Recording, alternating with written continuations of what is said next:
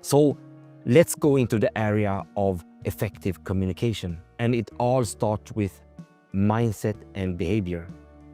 In order to be able to take things into depth, your mind has to be in the right place first. And I'm now talking about the mindset of being curious. You have to let go of your own self-awareness, thinking about what you are going to say, how to be fun, how to be cool. You have to skip that and start adapting your brain to be curious instead. So when you see beautiful women and you approach them and you're going to start interact with them, you have to shift your brain and make it about them and be curious about them. Once you start being curious about them, you're going to start asking the right questions to learn more about them.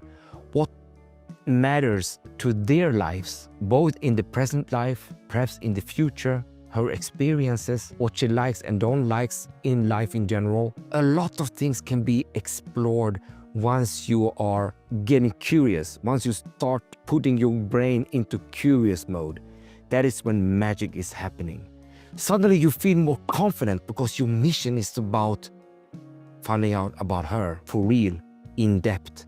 Once you have that mission, you have the direction of where you want to go with the interaction.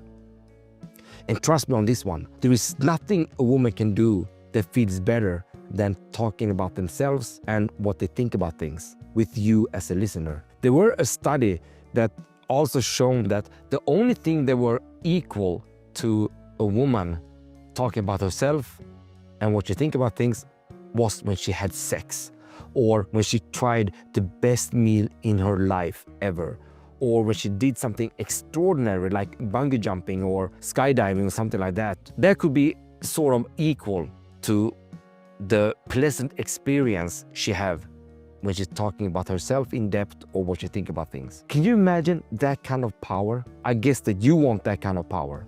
So again, we're doing it by effective communication. So the mindset of being curious is the key. It's like the whole foundation of the direction you have to go. The behavior that support the mindset of being curious is basically your ability to ask the right questions in the right time. So when we go into the area of asking questions, there is one hurdle in between, and that is the listening skills. In order to be able to ask women the right questions, you need to be able to listen to what women are saying, to take cues that every woman are leaving in the sentence, and then ask follow-up questions on those cues. But here comes the thing. If you can't hear the cues, you cannot ask about them. And listening skills is not something we are born with. Most people, and I would say 99.9%, are not born with good listening skills, which means that listening skills can be obtained only with training, with strong intent. We basically have to go into a habituation process and practice listening skills over and over again until it becomes a habit. And once it becomes a habit, it becomes automated. And once it's automated, we don't even need to think about listening.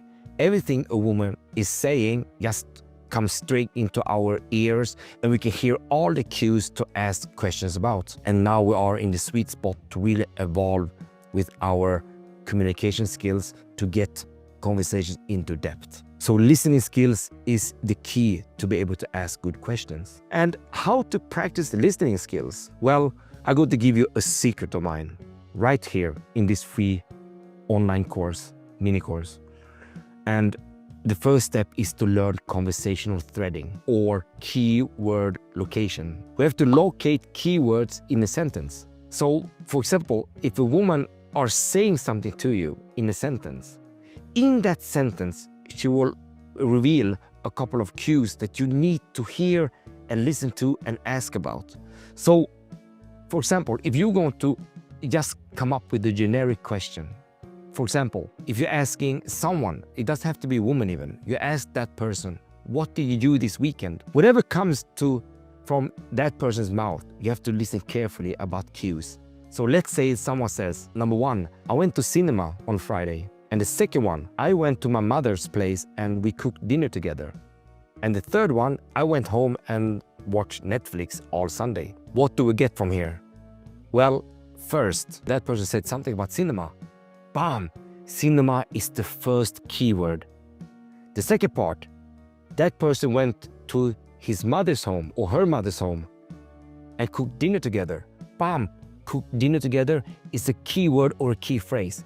And the third one, I watched Netflix all Sunday. Bam! Netflix, another keyword. Suddenly you have 3 topics to talk about or to explore that person's relationship to those 3 topics. It's not only about fact-based information. You want to know what those 3 things matters in that person's lives by asking the right questions. But you see, if you can't really hear about those 3 key things, how can you ask about them? That is why it's so important to develop listening skills first. So question and listening skills goes really hand in hand. You need to be really great in both of them, and they are very linked together. Once you're good at that, you're actually going to be able to take conversation into depth, into that sweet spot when her attractive substances in the brain are spiking. You want to be there. The studies also shown that there were the same neurotransmitters as when guys got when they saw beautiful women. However, guys do have a stronger spikes of those neurotransmitters. Women had a significantly higher spikes of the same neurotransmitters, but not as much as the guys that were up here. But what they saw was that those neurotransmitters were consistently elevated with time. It could even increase depending on who they were interacting with. So that gives the conclusion of women feeling attraction towards you have to be built up with time, with you interacting in the right way with her. That's basically the key. So men get attraction spikes immediately. Women got it with time, with the right type of interaction when she's talking about things. So listening skills and questions are key. Now, there's another thing that I used to call empathy.